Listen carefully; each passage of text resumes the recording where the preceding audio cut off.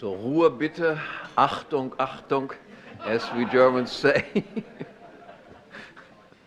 So now I come to the solution.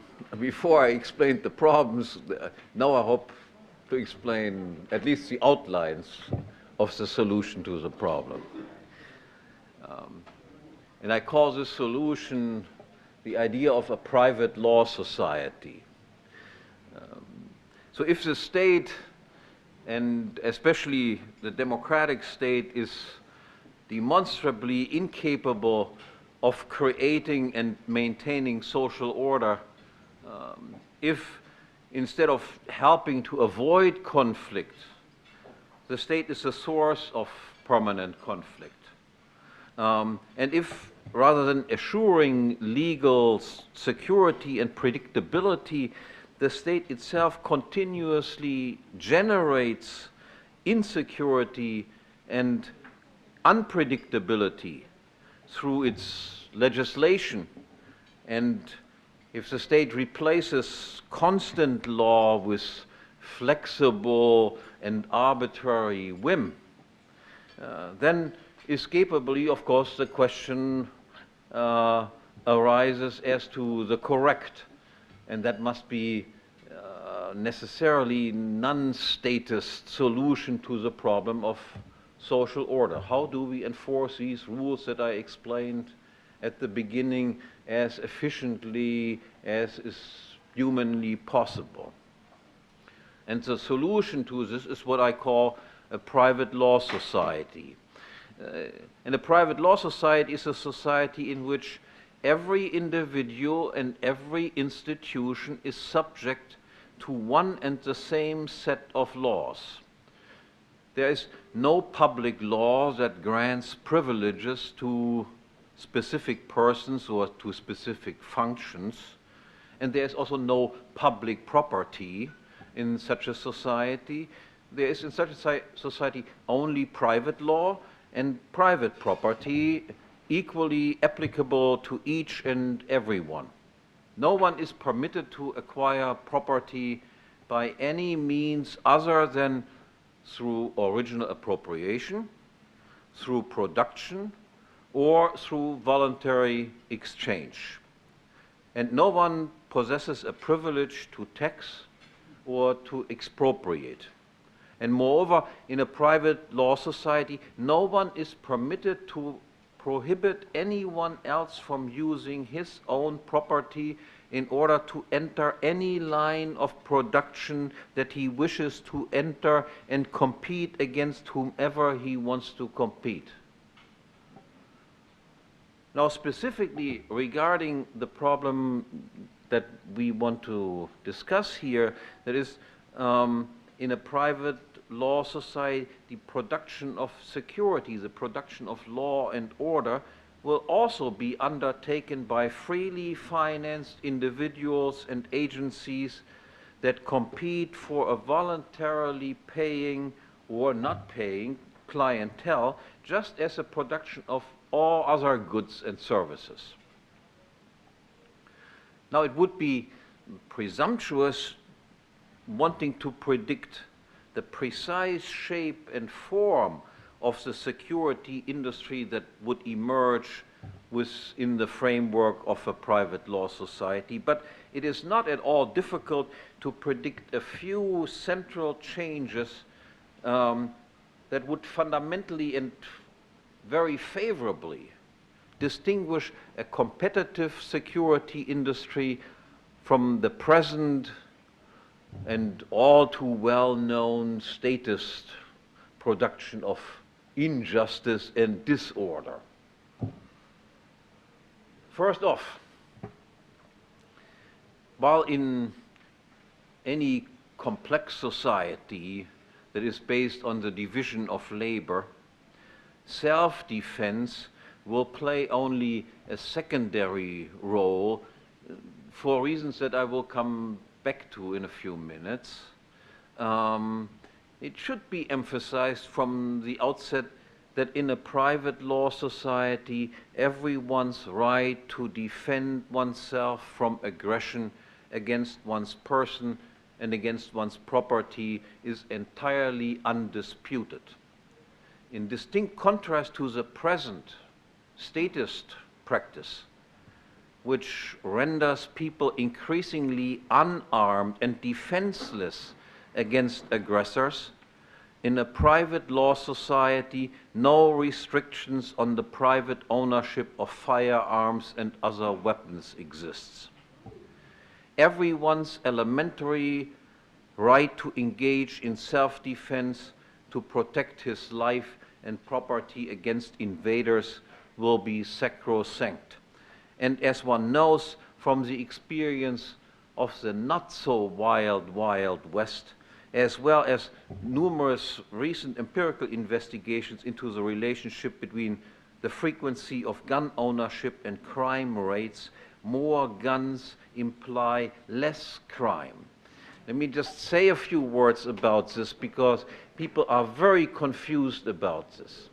First, in the Wild West, that is in the time in the United States when the federal state did not really exist, and practically every person was owning guns. Contrary to what you see in many Wild West films, there existed very small amounts of crime per capita crime as compared to what exists in the current United States. Imagine that you try to rob a bank and every bank employee has a gun. The likelihood that you will get out of this gun is practically zero. These sorts of things did simply not happen.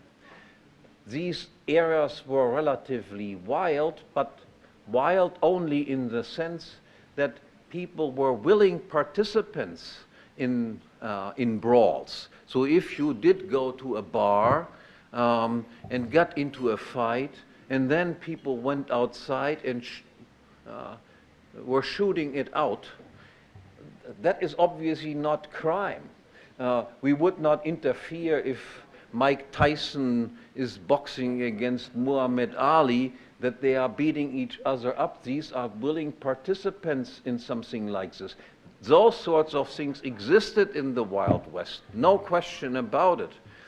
But if you abstain from these types of things, the Wild West was an extremely safe place as compared with the present United States, which is a dangerous place, especially in major cities, due to the fact that increasingly more limitations were put on gun ownership, whereas, of course, criminals do not care about breaking the law. After all, that's why they are criminals.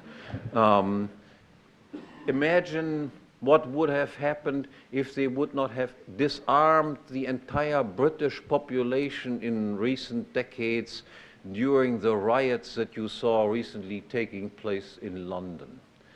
Do you think that the riots would have been as successful in terms of the damage that they would have caused if the British population would have been armed? I doubt it very much. If you look at countries that are heavily armed, such as Switzerland, where every male adult has an assault rifle in his private cabinet with ammunition. Switzerland is one of the lowest crime rate countries in the world and is one of the most heavily armed countries in the world. The same applies also to Israel, as far as I know. I'm not as familiar with the Israeli case as I am with the Swiss case. There's a famous study with the title More Guns, Less Crime by a guy, John Lott, that gives ample illustration of the fact that the easier it is in various states to have concealed weapons, the lower the crime rate tends to be. I mean, just think of something like this. There was a rivalry between two different towns in the United States. In one town, they outlawed any ownership of guns entirely, and the rival town prescribed that people had to own guns. Now, criminals are not nice guys, but they are not dumb. So in what town would you just build up your operation? That seems to be rather obvious. This experiment was then basically outlawed by the federal government, saying it's all right what that one town did outlawing guns, but it is not all right what the other town did prescribing everybody to own guns. In any case, but just as in today's complex economy, of course, we do not produce our own shoes and our own suits and our own telephones, but we take advantage of the advantages that division of labor offers. So we can expect that we will also do so when it comes to the production of security, especially the more property a person owns and the richer a society as a whole is. Hence, most security services will without doubt be provided by specialized agencies that compete with each other for voluntarily paying clients, by various private police, insurance, and arbitration agencies. Now, if I wanted to summarize in one word the decisive difference and the decisive advantage of a competitive security industry as compared to the current status practice, this word would be contract. The state, as the ultimate decision maker and judge, operates in a contractless legal vacuum. There exists no contract between the state and its citizens. We do not have a contract that says, I will do such and such under such and such circumstances. It is not contractually fixed what is actually owned by whom and what, accordingly, is to be protected. The state does not say, you own your income. No, it says, you make an income and I tell you how much you can keep and how much I will take. It is not fixed what service the state is to provide. It is not fixed what is to happen if the state fails in its duty, nor what the price is that the customer, so to speak, of the service that the state offers must pay for this service. Tax rates are flexible. They don't say tax is this and never will be changed. They never ask us if they change it, if that is okay. No, none of these things are fixed. Rather, the state unilaterally fixes the rules of the game, the laws, and can change them by legislation during the game. Obviously, such a behavior is inconceivable for freely financed security providers. Imagine this. Just imagine a private security provider, regardless whether it's a police, an insurer, or an arbitrator, whose offer consisted in something like this. He would say, I will not contractually guarantee you anything. I will not tell you what specific things I will regard as your to be protected property. Nor will I tell you what I oblige myself to do if, according to your opinion, I do not fulfill my service to you. But in any case, I reserve the right to unilaterally determine the price that you must pay me for such undefined service.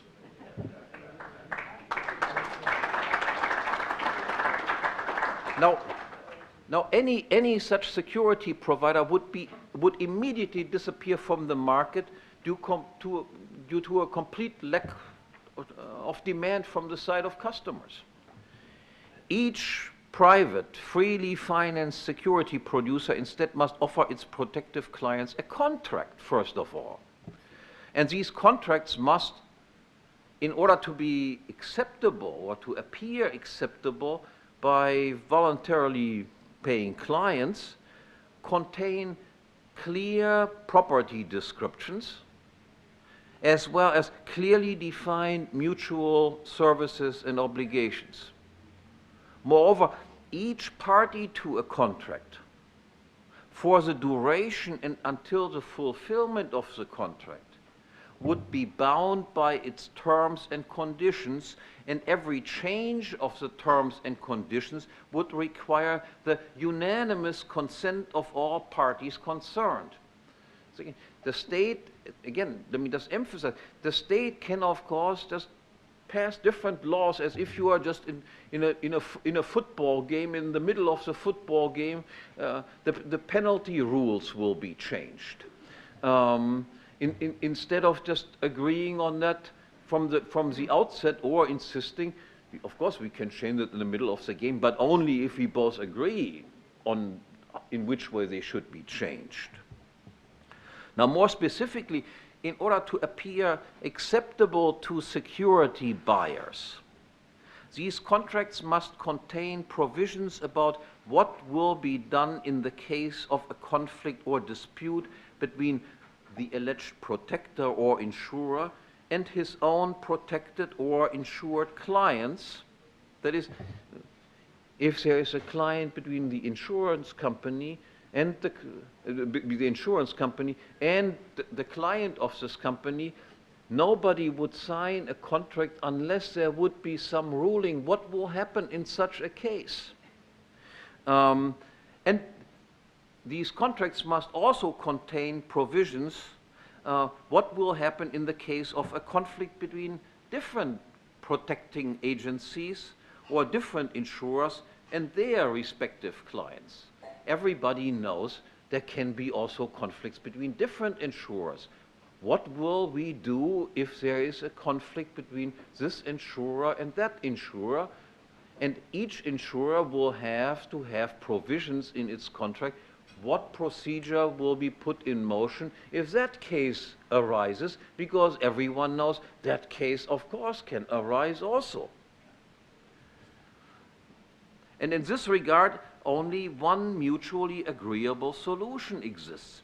In these cases, that is, where we have conflicts between the clients of the company and the company itself, or we have conflicts between different companies, the only solution that exists is that one then resorts to arbitration by independent third parties. Emphasis on independent third parties.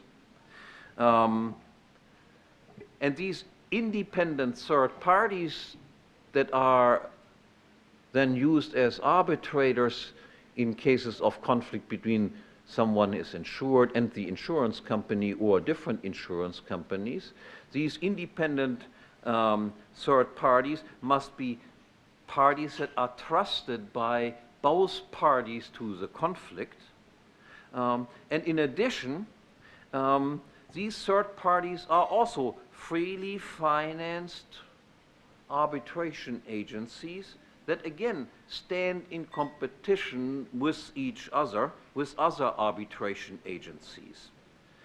The clients, that is, the insurers and the insured, expect of these arbitrators, of these independent third parties, that they will come up with a verdict that is recognized as fair and just by all sides, and only arbitrators that are capable of forming such judgments will succeed in the arbitration market, because no arbitration agency can rely on the fact that it will be chosen in the next arbitration case again.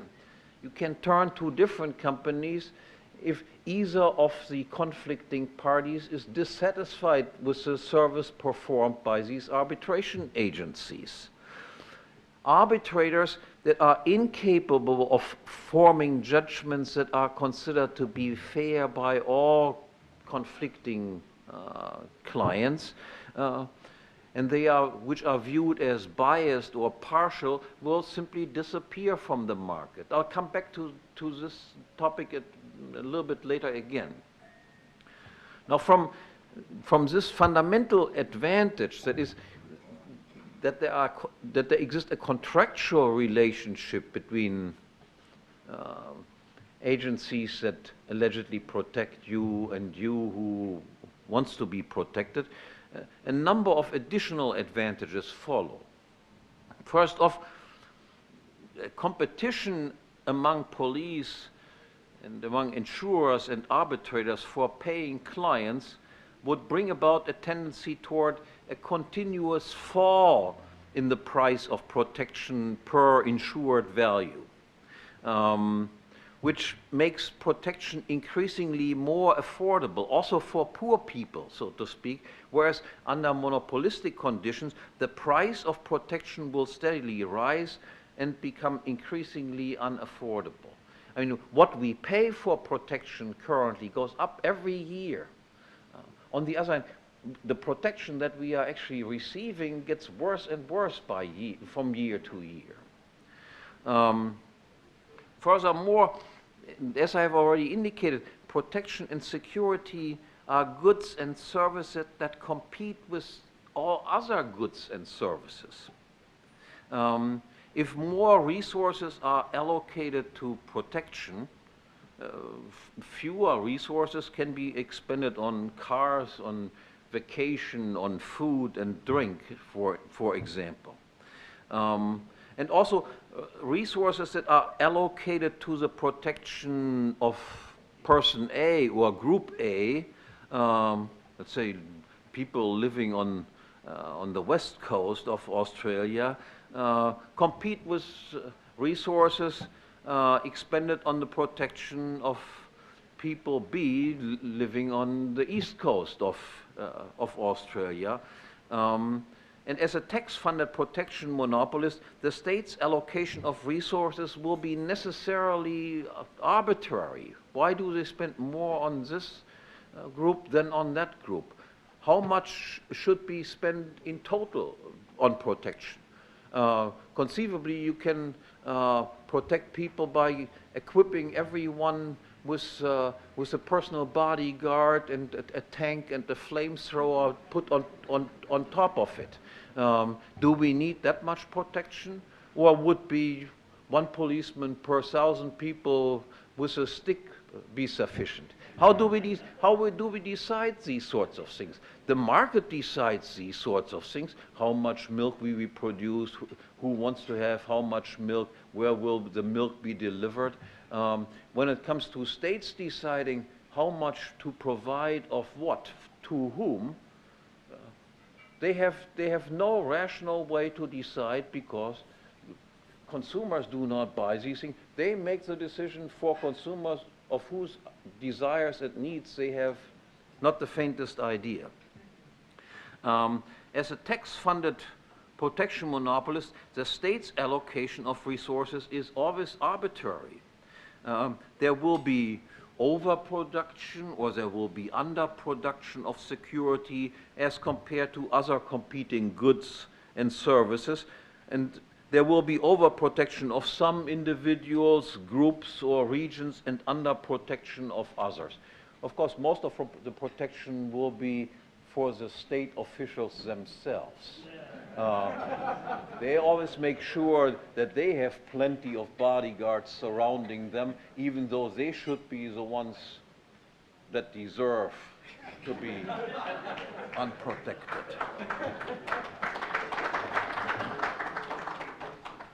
So in sharp contrast to that, in a system of freely competing protection agencies, all arbitrariness of allocation, all over and under production would disappear. Protection would be accorded the relative importance that it has in the eyes of voluntary paying consumers. And it should be perfectly clear that people have very different demands in this. I mean, if you're Arnold Schwarzenegger, you don't need as many personal bodyguards as I need as a relatively weak person, so to speak. Some old ladies might want to have more protection than some strong young men. If you live in a high crime rate cities, you expend more money on that than if you live in the outbacks somewhere and like Crocodile Dundee know how to handle knives and weapons in the perfect way. So protection would be accorded the importance that it has for different people at different places, and no person or group or region would receive protection at the expense of any other one. Each and every one would receive protection in accordance with his own payments, and the payments in accordance with his own desires. But the most important advantage of a private contract-based production of law and order, however, is of a qualitative nature. First, there is a fight against crime. The state is notoriously inefficient in this regard because the state agents entrusted with this task are paid out of taxes. That is, they are independent of their payment is independent of their productivity. Why should you work if you are paid for doing nothing at all? In fact, it can be expected that state agents take an interest in maintaining a moderately high crime rate because this way you can justify ever increased funding. As a matter of fact, we know, of course, that the police employs all sorts of agents that act as agents provocateurs, that cause certain problems, and then afterwards just say, hey, we need more funding in order to protect ourselves against these types of activities. Again, to give you an example from Germany, they are thinking about, again, outlawing some right-wing so-called Nazi party. The problem with that is this, they tried that a few years ago, and then they found out that most of the provocative actions based on which they wanted to outlaw that party were done by agents of the state that had been infiltrating this party. And then even the courts were too ashamed to just outlaw the party because the people had been state employees who had been responsible for these types of activities.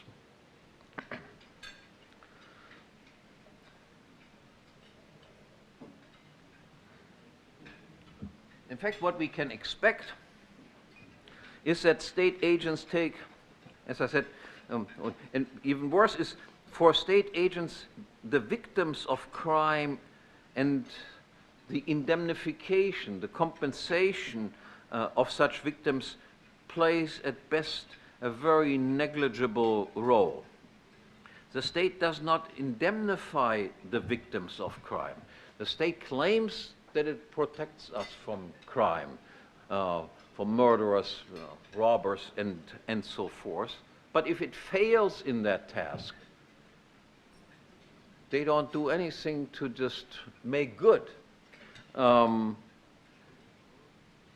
the contrary, the harmed victims are still further insulted in making them, as taxpayers, pay for the incarceration and the rehabilitation of the criminal should he be captured. The victims do not get anything from the aggressors. No, the aggressors are incarcerated. The incarceration of a prisoner in America is roughly $70,000 per year. So these people can just play table tennis, complain if they don't get the right muesli for breakfast. They can work out so that once they get back out, they are next time a little bit stronger. They can even study law in order to bring lawsuits against people who have incarcerated them. There is no incentive, for instance, for the state police to find stolen goods. Ask yourself, is there incentive for an insurance company to find stolen goods? The answer is, of course. If I find the goods, I don't have to compensate them. Why should a policeman ever try to find stolen goods? It makes no difference whatsoever. Private companies would have an incentive to prevent crimes, because if they prevent crimes, they don't have to pay up. Why would a state-funded policeman have an interest in preventing crimes if they have no obligation to do any compensation afterwards? In that case, they rather hand out parking tickets, drink coffee at 7-Eleven, and instead of engaging in dangerous things like hunting down dangerous criminals, they enjoy life by doing things that are pleasurable, because everybody prefers, of course, to do pleasurable things over doing dangerous things.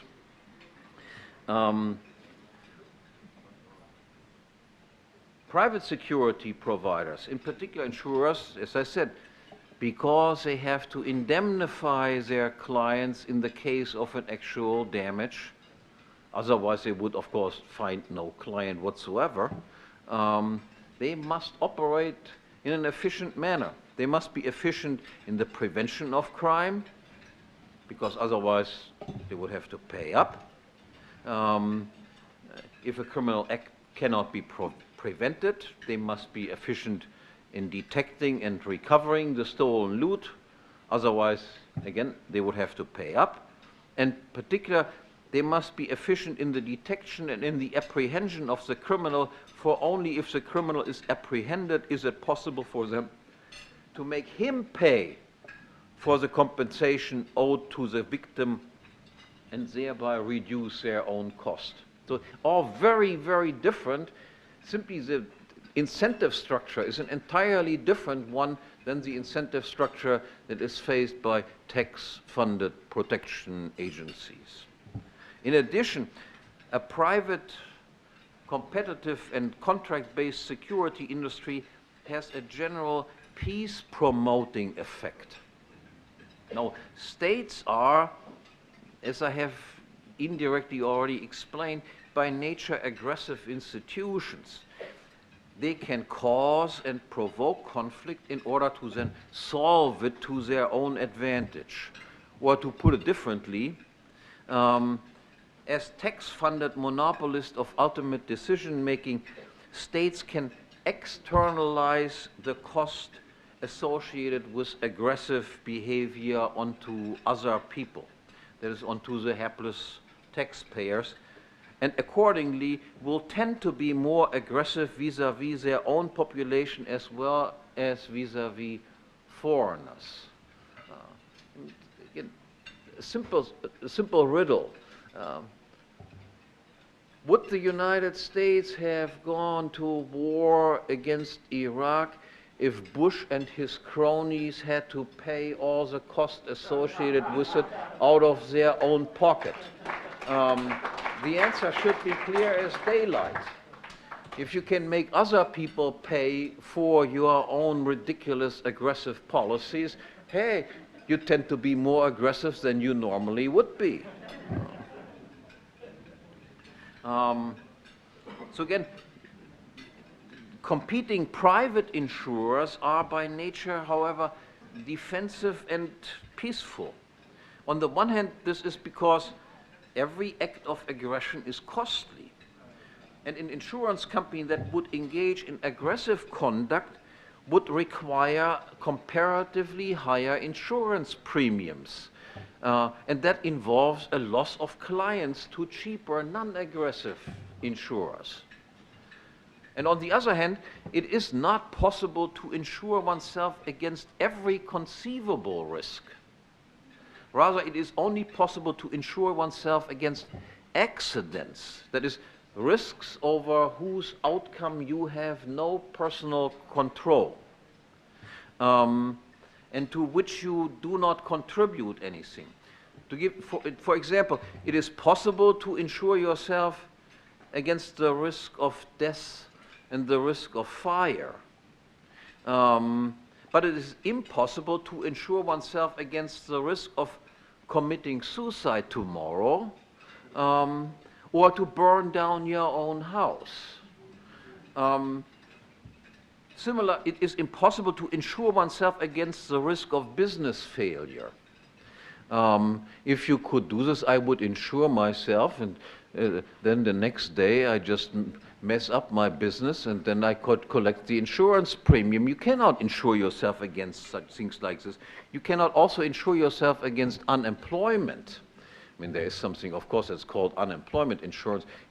But again, states invent, of course, America defends America by attacking Iraq, even though no Iraqi ever attacked the United States. This is a completely defensive activity. So we, of course, also have unemployment insurance. But unemployment is an uninsurable risk. All I have to do to get unemployed is go to my boss and tell him what SOB he is, and then I lose my job, and the insurance company would be held responsible to help me out in this problem. It's also impossible to insure myself against disliking my neighbor. For in each case, one has some control or full control over the event in question, the risk in question. Most significantly, the uninsurability of individual actions and sentiments, in distinction to the insurability against accidents, implies that it is also impossible to insure oneself against the risk of damages that result from one's own prior aggression or provocation. That is, I cannot insure myself against me going out and provoking somebody else or hitting him in the head and then saying, hey, now this guy is retaliating against me, come to my rescue. No insurance company would ever take on cases like this. Instead, every insurer must restrict the actions of his clients so as to exclude all aggressions and provocation on their part. Otherwise, they will simply not insure you. That is, any insurance against social disasters such as crime must be contingent on the insured submitting themselves to specified norms of civilized, non-aggressive conduct. And further, due to the same reasons and financial concerns, insurers will tend to require that their clients abstain from all forms of vigilante justice, except in quite extraordinary circumstances, because vigilante justice, even if it is justified, invariably causes uncertainty and provokes possible third-party intervention.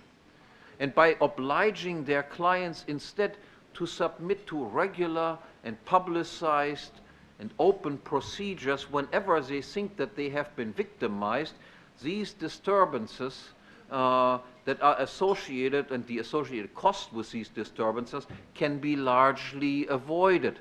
So vigilante justice will not take place. The insurance companies will say, except under very unusual circumstances, there has to be an open investigation. Everything must be public so that conflicts, sudden involvements of third parties can be reduced so that the cost of the operation of the insurance business can be lowered.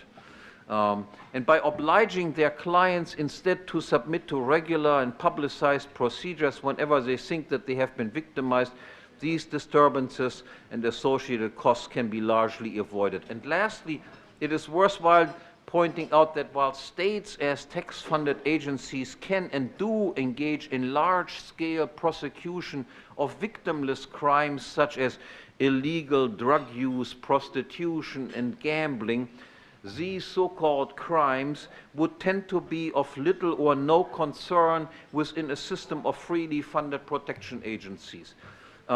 Protection against such crimes would require obviously higher insurance premiums. But since these crimes, unlike genuine crimes, where you have really victims, are crimes where you don't have any victims, would simply not find any clients. Why should I just pay higher insurance premiums to protect myself against something that never victimizes me in any way? And even more, while states, as I have already noticed, are always and everywhere eager to disarm its population and thus rob it of an essential means of self-defense, private law societies are characterized by an unrestricted right to self-defense and hence by widespread private gun and weapon ownership. Just imagine a security producer who demanded of its prospective clients that they would first have to completely disarm themselves, hand over all weapons, all knives, all hammers, all saws, and whatever it is, before this company would be willing to defend the client's life and property. Now, correctly, everybody would think of this as a bad joke and refuse such an offer. So the company comes to you and says, I will protect you, but first you hand over everything that you can use to protect yourself first, and then my protection will begin. Now, every normal person will say that there is something really fishy going on here. Nonetheless, this is precisely what the states do, obviously. Now, freely financed insurance companies that demanded potential clients first to hand over all of their means of self-defense as a prerequisite of protection would immediately arouse the utmost suspicion as to their true motives, and they would quickly go bankrupt. In their own best interest, insurance companies, on the other hand, would reward armed clients, in particular those that are able to certify some level of training in the handling of arms, and charging them lower premiums that reflect the lower risk that they represent. In the same way as insurers charge less if homeowners have an alarm system or a safe installed, so would a trained gun owner represent a lower insurance risk. Now, last and most importantly, a system of competing protection agencies would have a twofold impact on the development of law. On the one hand, it would allow for a greater variability of law. Let me explain this first. Instead of imposing a uniform set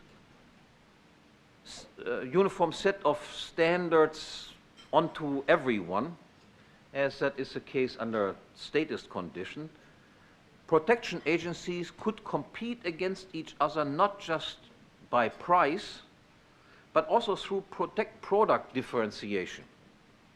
There could exist, for instance, side by side, Catholic protection agencies or insurers applying canon law, Jewish agencies applying Mosaic law, Muslim agencies applying Islamic law, and agencies applying secular law of one variety or another, all of them sustained by a voluntarily paying clientele. Consumers could choose, so to speak, the law applied to them and their property, and no one would have to live under a foreign law. Now, on the other hand, the very same system of private law order and private production of law and order would promote a tendency toward the unification and the harmonization of law. Because the domestic, so to speak, domestic, Catholic, Jewish, Roman, Mosaic law, whatever, would apply obviously only to the person and property of those who had chosen this law. Canon law, for instance, would apply only to professed Catholics and deal solely with intra-Catholic conflict and conflict resolution. That is, with conflict resolution between two Catholics that are voluntarily subject themselves to this canon law. Yet it is obviously also possible, of course, that a Catholic might come into conflict with a subscriber of some other law code, such a Muslim law code, for instance. Now, if both law codes reach the same or a similar conclusion, then of course no difficulties would arise. However, if competing law codes arrived at distinctly different conclusions, and they would definitely do so in some cases, then obviously a problem arises. That is, the domestic, the intra-group law would be obviously useless, but naturally every insured person would want protection also against this contingency, namely the contingency of intergroup conflicts. Everyone knows that can of course happen also. Might be nice if we are all Catholics, then the problem would be very simple to be solved. But if we are not all Catholics, everybody knows, then a conflict can arise between that group, and they sometimes come to different conclusions. So in this situation, it cannot be expected that one insurer or the subscribers of its law code simply subordinate their judgment to that of another insurer and its law. Rather, as I have already explained before, in this situation there exists only one credible and acceptable way out of this predicament. And that is, from the outset, every insurer would have to be contractually obliged to submit itself and its client to arbitration by an independent third party. And this party would not only be independent, but at the same time it would be the unanimous choice of both conflicting parties. So the Catholic agency and the Muslim agency would go to a third independent, unanimously agreed upon agency that determines now the conflict that they have regarding who is right and who is wrong in the case at hand.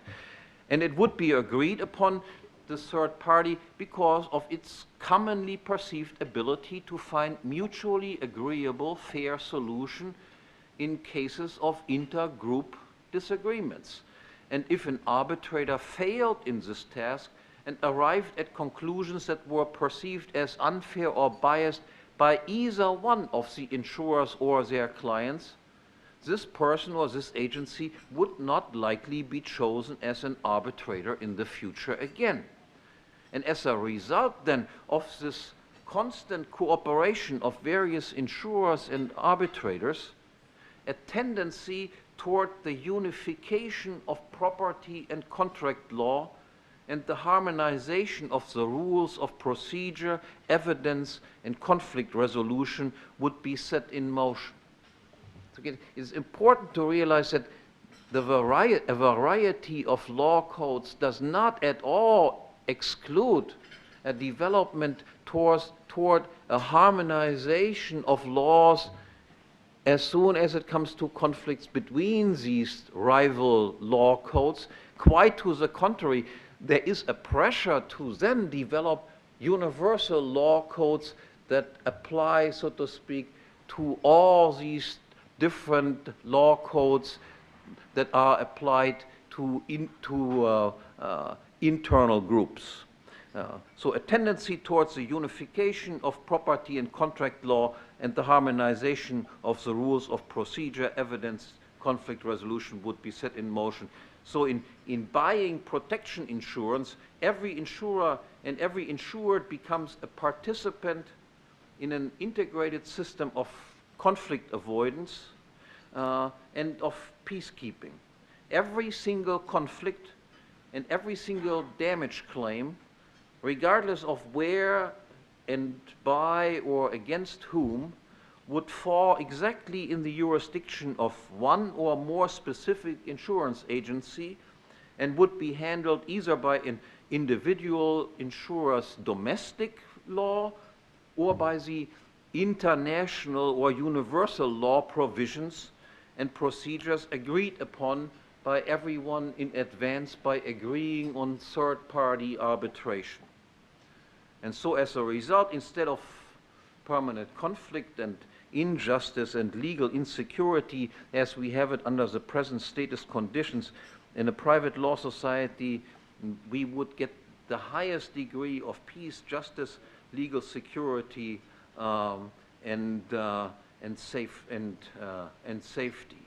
Thank you very much.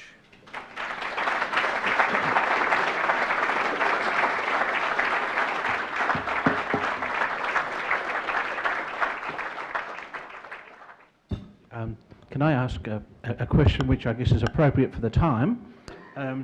In Europe, we're seeing the nations having problems with their levels of debt and issue of bonds, and we're seeing this occurring in the United States and probably in most parts of the world. As we move on to the next stage in society, are we more likely to go your way or more likely to go to a totalitarian state? If you ask me, I rather tend to be pessimistic. I think the situation has become worse from year to year as far as I'm concerned. I'm pretty sure that there will be a catastrophe brewing somewhere in the future, but catastrophes do not always end up improving things. They might make things even worse. The European crisis, for instance, has not led to a situation where the European Union is as broken up as it should be, but has led to a situation where increased attempts are being made to go further in terms of centralization, to create European central governments and so forth. So in the short run, I tend to be rather pessimistic. If I would be at a fundraising dinner, I would have to say there must be something good in the future coming, or something, that you get some return on your money. I'm not too hopeful for mankind. On the other hand, as long as they don't incarcerate us and leave us alone, let's try to have as much fun as possible, and enjoy simply that we have insights that other people do not have. I mean, just that see the nonsense going on and just sit there and say, "Didn't I say that would happen?" And exactly, it happened.